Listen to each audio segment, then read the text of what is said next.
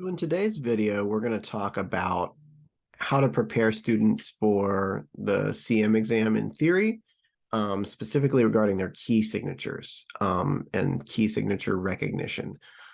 So one of the things that I have a lot of our beginning students do to prepare for level 3 of the CM, also, level 4, this is great for students of all levels, is have them take a timed quiz identifying major and minor key signatures.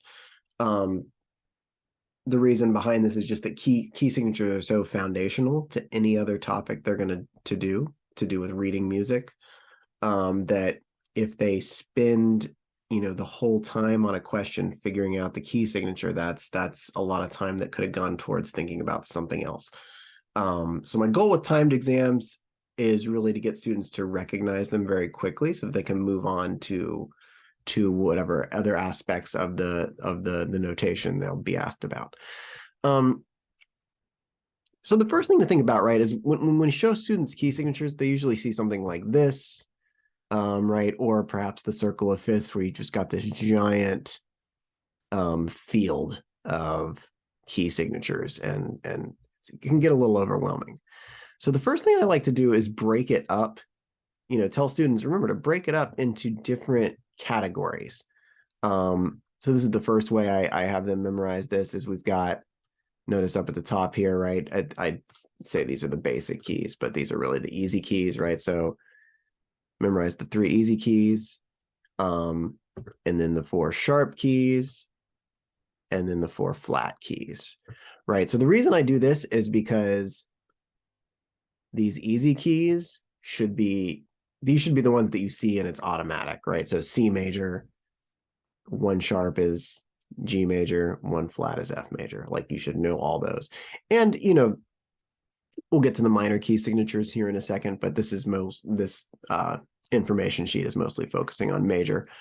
Now, so the way, you say just memorize those 3 easy keys, right? Because they're the starting point for everything. Now, the trick to identifying major key signatures, right, is look at the last sharp.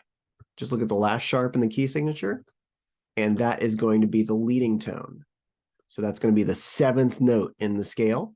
So all you need to do is go up 1 note name. So I like to think, instead of thinking about, is it a half step, is it a whole step, is it a semitone, just go up a note name. So if it's a C sharp, go up 1 note name to D. And if there's no sharp on that or anything, which I don't think there will be for a while in this direction, it's just the plain note, right? So D. So last note here is G sharp, A major.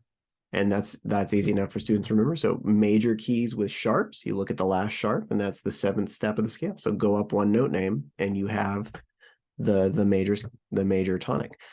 The flat keys, a little bit trickier, but as long as they get used to remembering this in a timed quiz situation, we'll do that. That second to last flat is just the tonic. So always the second to last flat, make sure they're going from the end back 1, and that's your tonic note, right? So as long as they remember that trick, they're going to do really well identifying these on a quiz. And the way we have our quizzes set up is you can also, the students can automatically retake. So in my experience with students, I use this almost more like a lesson, like a worksheet, rather than as like a final quiz. That way they just keep trying until they get all the questions right. And by the end, of course, I have these beginning students now, and we come to a piece, and I say, look at these. Oh, well, what key is 3 flats? And, oh, E flat major. So that's what we're looking for, that instant recognition. So the last point that they need to know, right? So other than memorizing your easy keys, the trick with the sharp keys, the trick to recognize flat keys is how do you find the relative minor, right? And this can be tricky. Again, so this is here, I like to have the students just think in note names rather than getting caught up in half steps, whole steps, counting keys on the piano. because I think there's more room for error there than there is with just letters of the alphabet, right? So I would go with using the relative key relationship to find a minor key signature. So let's go back to our big list of all the major key signatures, right? So thinking in note names, let's start with one of the easy keys. If we're looking at the G major, right, if we get one sharp and they say, what minor key signature is this? First, let's think of what major key signature it is. So hopefully they'd have that memorized. It's G major. If it's not memorized, they just look at the last sharp and go up one.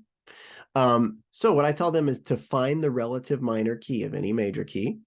You start with your tonic note of the scale. Go down 2 letter names, so 2 note names. So G, F, E. And then we'll go ahead and check our key signature to see if there's anything on the E, and there's not. So it's just E minor. And this works with all of these, even the most difficult keys. So let's look at something like over here. We've got, oh my goodness, so 1, 2, 3, 4, 5 flats. So they would look at the second to last flat and say, well, that's D flat major. What minor key is that? So again, just go down 2 letter names. So D, C, B.